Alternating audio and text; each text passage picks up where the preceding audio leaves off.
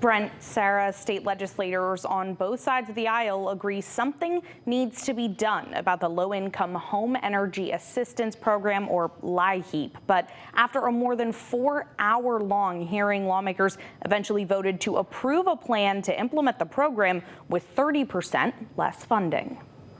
It helps families not to have to make the difficult decisions of one basic need over another. But those decisions could become even more difficult this winter. You're seeing the money shrink at the same time the demand is increasing.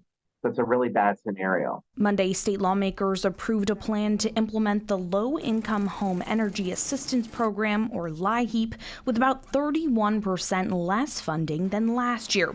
This is the Department of Social Services says demand is up 10%. The dollars have moved back to pre-pandemic dollars, and that we are specifically concerned about an increase in the demand for support. State officials say these funding cuts are actually the result of extra pandemic-era money ending. The proposal that you have before us shows a significant drop in the maximum benefit level and the minimum benefit level, and I have a lot of concerns about the real-world impact. Last year, the basic benefit for the most vulnerable residents was $600. This year, that will drop to $530. We will not be able to take care of our citizens who are in need.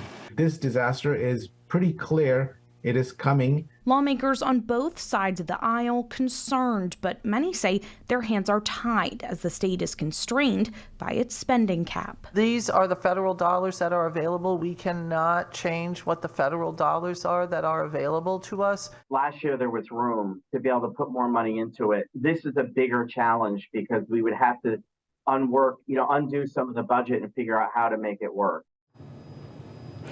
Now, DSS says they are in contact with Connecticut's federal lawmakers to try and get more LIHEAP funding from Congress. But when it comes to any extra state allocations, Representative Candelora says there could be another special session this fall. If not, he tells me changing the LIHEAP approval process will be a big conversation next session. Sarah, Brent.